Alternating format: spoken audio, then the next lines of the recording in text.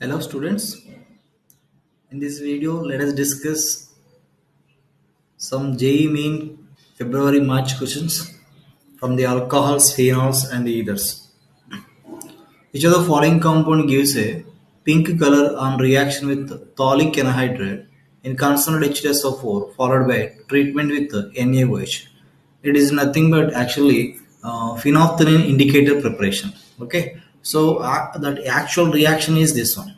Okay, so it is a thallic anhydride on reaction with phenol in the presence of the concentrated H2SO4 will get the phenolphthalein indicator. Okay, it is a phenolphthalein indicator.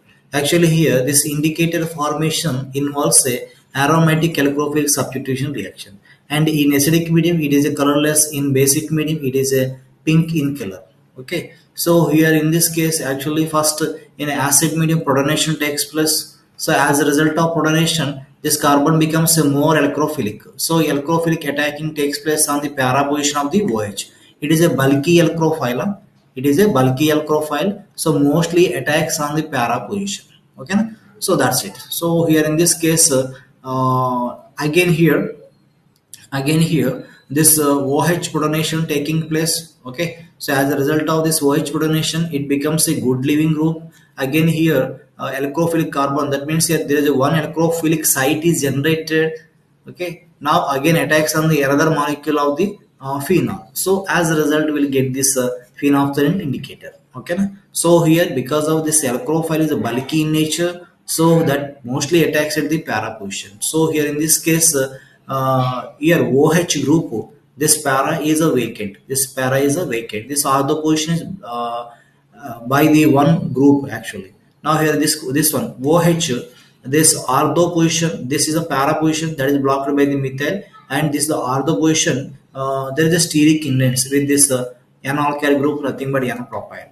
So again, if you consider this OH, this ortho position, there is a steric factor working, and here para position blocked by this alkyl group. Now here coming to this one, this OH para position blocked by the alkyl group. This OH also para position blocked by the alkyl group. Okay. Now here coming to this one, if this OH actually at this para position there is an alkyl group. So here mostly this compound can form the phenolphthalein type of indicator because para position is vacant. So answer is the first one. Okay. Next, the product formed in the first step of the reaction. Okay, product formed in the first step of the reaction. You see here in this case, this dibromide are reaction with excess of the magnesium. So if you take the excess of the magnesium, here magnesium insertion takes place between the both carbon halogen bonds. Okay, both carbon halogen bonds CH3 and CH2 CH here MgBr. Okay, now CH and CH3 and this one also MgBr on adding excess of the magnesium. For suppose a limited amount of the magnesium is added, so here one carbon halogen bond is involved in an insertion reaction. That means here CH3 here MgBr. Okay, so it is a negative charge. This negatively charged carbon attacks on internally on the carbon halogen bond because this is electrophilic in nature. So as a result, we got the cyclic product if limited amount of the magnesium is added. But if excess of the magnesium is added, so here both carbon halogen bonds are involved in a Grignard reagent formation. So answer is this one. Okay, if you take a dibromide, okay, if you take a 1,2-dibromide, here this is the 1,3-dibromide, but it is a dibromide, 1,2-dibromide on reaction to magnesium. Even if you take excess of the magnesium, Grignard reagent formation difficult. Okay, with both carbon halogen bonds, because here in this case here negative charge, here the ready leaving of the Br minus taking place. So in this reaction the product is CH2 double bond CH2 plus MgBr2. Okay, even adding excess of the magnesium, this both carbon halogen bonds are not involved in a Grignard reagent formation because this one carries a negative charge, this one carries a negative charge, that repel each other. So formation of this one is impossible. If you add even excess of the magnesium, here there is a ready elimination of the MgBr2. Finally, the product is cycloalkene. Okay. So identify the major products A and B respectively in the following reactions of the phenol. Okay, see this one. Phenol Br2 in carbon disulfide. It is a monobromination reaction. In a carbon disulfide solvent, monobromination takes place. You will get the parabromophenol and orthobromophenol. But parabromophenol is the major product. Okay, so this is the parabromophenol. Okay, this is the parabromophenol.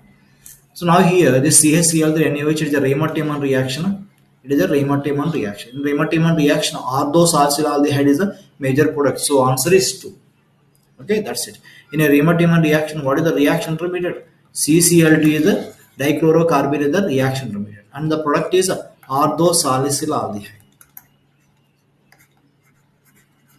Orthosalcylaldehyde.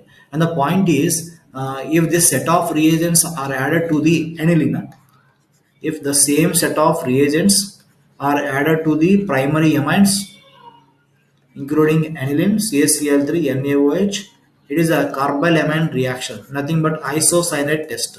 That NH2 group is converted to NC. This phenyl isocyanate is a foul smelling compound, so it is nothing but carbylamine reaction or isocyanate test for the identification of the only primary amines, either aliphatic or aromatic amines. Okay, CH3NH2 converted to CH3N C isocyanate. Only primary amines gives this carbylamine test, but not secondary amines, tertiary amines. Okay, the same set of reagents on reaction with phenol, that is a Raymond-Tiemann reaction. Orthosalcylaldehyde is a product. Here in this case, on reaction with amines, you will get the isocyanate. Here that dichlorocarbon directly attacks on the nitrogen. Okay, here also reaction intermediate is CCl2. Now, reaction of the Grignard reagent C2H5MgBr with C8H8O followed by hydrolysis gives a compound A which react instantly with low-cost reagent. Okay, with the low-cost reagent to give a compound B actually. Okay, the point is reaction of the Grignard reagent C2H5MgBr with the C8H8O. Okay, so here actually which alcohol readily gives a white turbidity with the low cost reagent? Tertiary alcohols.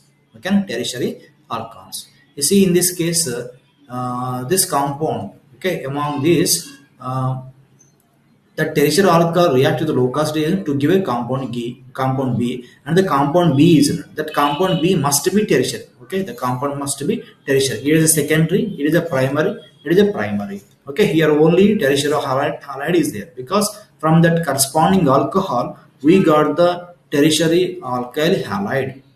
Okay, for suppose here this one tertiary alcohol on reaction with low cost reagent HCl and ZnCl2, we got the halide.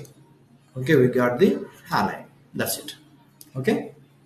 Now here in this reaction, this compound is formed from the carbonyl compound, that is ketone actually. That is ketone actually. So here in this case we are taking a ethyl magnesium bromide. So here this ethyl group is coming from the ethyl magnesium bromide Grignard reagent. So finally the initial product, that means here C8H8O is this one.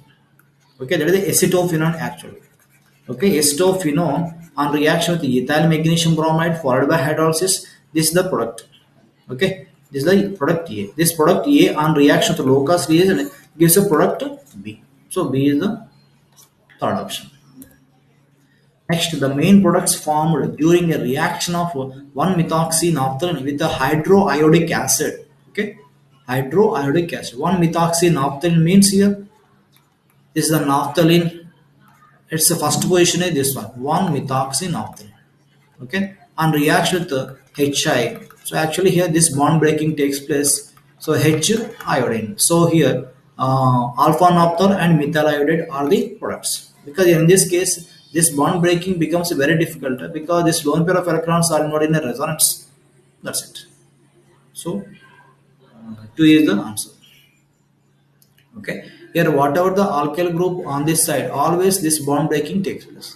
because this bond by the resonance of this lone pair of electrons with the pi bond becomes a double bond. Double bond is a stronger bond, so breaking becomes very difficult. So next, orthonitrophenol is a steam volatile due to intramolecular hydrogen bonding. Yes, because of the intramolecular hydrogen bonding, there is no more association among the orthonitrophenol molecules. Okay, it is a intramolecular hydrogen bond. There is no association among the molecules. Okay, so here orthonitrophenol has a high melting due to hydrogen bond.